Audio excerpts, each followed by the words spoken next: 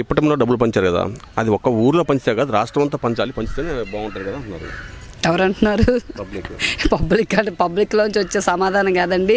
నిజం చెప్పాలంటే ఈ రోజు వరకు కూడా వారసత్వ రాజకీయాలు, అవకాశవాద రాజకీయాలు చూసిన ప్రతి ఒక్కరు కూడా విసిగి వేసారిపోయి ఏదైతే ఈవేళ అధికార పక్షంలో ఉన్నారో వాళ్ళు వెంట నడిచిన వారు సైతం ఈరోజు మహాప్రభో ఇంకా నీ కాలం చెల్లింది ఆగు, మేము ఇంకా నీ ఇలాకాలో ఎమడలేము అనుకుంటూ ఈ అధికార పక్షానికి ఎంత తొందరగా చరమగీతం పడదామా అని చూస్తున్నారండి. అదే అధికార పక్షంలో ఉన్న ఎమ్మెల్యేలు, మంత్రులు కూడా కొంతమంది. ఎందుకంటే డబ్బులు పంచుతూ వెళ్ళిపోవడం మా ఇది కాదు. కాకపోతే ఈవేళ ఏదైతే అధికారులు ఉన్నా ఆ ప్రభుత్వం వారు పట్టించుకోకుండా వాళ్ళని అధోగతి పాలి చేసి ఒక కౌలు రైతులను కావచ్చు, ఇప్పటం గ్రామవాసులు కావచ్చు, ఇంకెవరినైనా సరే ఎక్కడ కష్టం నష్టం వాటిలైనా ప్రభుత్వం పట్టించుకోవాలి. కానీ వాళ్ళు పట్టించుకోకపోవడం వల్ల పవన్ కళ్యాణ్ గారు కేవలం రాజకీయ ఉద్దేశం కాదండి, ఒక సామాజిక బాధ్యతతో చిన్నప్పటి నుంచి ఆయన పెరిగిన తత్వం కావచ్చు, చూసిన సమాజం కావచ్చు, అవన్నీ ఆకలింపు చేసుకొని ఒక స్వచ్ఛమైన మనసుతో, చిత్తశుద్ధితో, నిస్వార్థంగా, నిజాయితీగా పనిచేస్తున్నారు. కాబట్టి ఈవేళ వీర మహిళలు కానీ, యువత కానీ, నాయకులు కానీ ప్రతి ఒక్కరు కూడా చాలా నిస్వార్థంగా, చాలా శ్రమ కోర్చి, కష్ట నష్ట ప్రయాసల కోర్చి, ఒక వాటర్ ప్యాకెట్ ఇవ్వకపోయినా, ఒక బిర్యానీ ప్యాకెట్ ఇవ్వకపోయినా, ఛార్జెస్ పెట్టుకోకపోయినా ఎక్కడికైనా వచ్చి ఆయన వెన్నంటూ నిలబడుతున్నారు. దీనికి ఎవరు పురమాయించడమో లేదు, ఎవరు కూడా వాళ్ళని బతిమాల అవసరం లేదు. వాళ్ళంతటా వాళ్ళు ఈ సమాజం మారాలి, ఈ రాజకీయ దుర్బుద్ధులు మారాలి, ఈ అవినీతి రహితమైన సమాజం కోసం పవన్ కళ్యాణ్ గారు ఒక్కరే నిజాయితీ పరులు. అలాంటి వ్యక్తి వస్తే కానీ సమాజం మారదు, మా బతుకులు మారు అని ప్రతి బడుగు బలహీన వర్గాలు కూడా ఈరోజు ఎంతో ఆశతో, ఆసక్తితో ఎదురు చూస్తున్నాయి. నిజమే మీరు చెప్పినట్టు ఆయన సినిమాలు మాత్రమే చేసుకోవచ్చు, కానీ సినిమాలు ఆయన వ్యక్తిగత జీవితం, అలాగే ఆయనకున్న ఏకైక ఆదాయపు వనరు. అంతే తప్పితే ఈవేళ రాజకీయం పేరు చెప్పి వచ్చేసి వాళ్ళ బ్రాందీ షాపులు, వాళ్ళ సినిమాలు ప్రతి ఒక్కరు కూడా ఎవరు చేయట్లేదండి. తెలుగుదేశం పార్టీ ఆయన ఎవరు బాలకృష్ణ సినిమాలు చేసుకుంటాడు, ఇంకా ఏవేవో షోలు చేసుకుంటారు.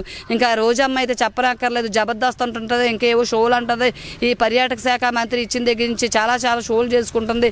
ఇవి తప్పితే వాళ్ళకి ఎక్కడ బాధ్యత ఉందండి? ఈవేళ బాధ్యతయుతమైన పౌరులు అయితే వాళ్ళు నిజంగా అధికారంలో మనసుల మీద, ప్రజల మీద మనసు పెట్టి చేసేవాళ్ళైతే శాసనసభలో పంపించినందుకు ఏ ఒక్క నియోజకవర్గంలో కూడా ఏ ఒక్కరూ కూడా వాళ్ళ నియోజకవర్గ ప్రజలకు మంచి చేసిన పాపాన పోలేదు. పైపెచ్చు వాళ్ళ స్వార్థపూరితమైన మద్యపు షాపుల్ని, వాళ్ళ వ్యాపారాలని, అక్రమమైన వ్యాపారాలని నిలబెట్టుకోవడానికి, వాళ్ళ మీద ఉన్న అక్రమమైన కేసుల్ని నుంచి తప్పించుకోవడానికి మాత్రమే ఈవేళ రాజకీయాన్ని ఎంచుకున్న జగన్ వర్గానికి కేవలం ప్రజా సంక్షేమమే ధ్యేయంగా నిజాయితీ గల, చిత్తశుద్ధి గల పాలన చేయబోతున్న పవన్ కళ్యాణ్ గారి వర్గానికి నక్కకి నాగలోకానికి ఉన్న తేడా ఉందండి. కాబట్టి ఆయన విమర్శించే హక్కు కానీ, నైతిక విలువలు లేని వారికి మాత్రమే తప్పితే నైతిక విలువలు కానీ, ప్రజల గురించి, సంక్షేమం గురించి కానీ ఆలోచించే వారికి ఎవ్వరికీ కూడా పవన్ కళ్యాణ్ గారు రావాలనే తప్పితే పవన్ కళ్యాణ్ గారు పోవాలని కానీ లేదు. అలాగే మీరు అడిగినట్టు ఏ కమిటీలు లేకపోయినా, ఏ పదవులు లేకపోయినా నిస్వార్థంగా ఈవేళ ఆశించకుండా ఒక ఆశయం కోసం చేస్తున్నారు తప్పితే పదవులు ఇస్తారనో, కమిటీల్లో పేరు ఉంటుందనో కమిటీల కోసం ఎవరూ చేయట్లేదండి. వాళ్ళందరికీ కూడా త్వరలో రాబోతున్నాయి.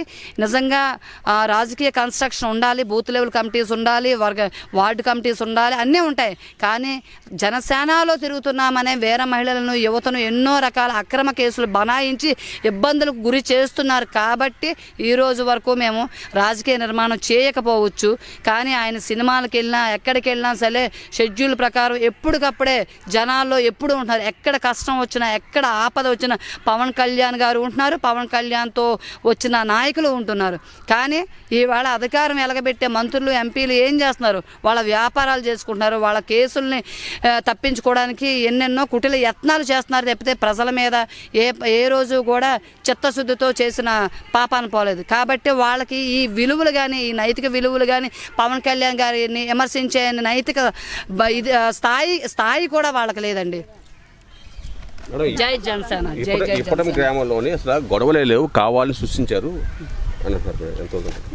ఇప్పటి గ్రామాల్లోని గొడవలు లేవు, కావాలని సృష్టించారంటే ఆయన సభకి స్థలం ఇచ్చిన రైతులకి కావాలని వాళ్ళ ఇల్లులు కోలదీసి టౌన్లోని రోడ్లే సరిగ్గా లేదండి, అక్కడ రోడ్లు వేయడం ఏంటండి? అసలు ఈ సీఎం ప్రతి జనాలు కూడా ఏమంటున్నారంటే బాబో ఈ సీఎం మాకొద్దు, బాబో ఈ రోజా మాకొద్దు, బాబో ఈ గుడివాడ అమర్నాథ్ మాకొద్దు అంటున్నారు.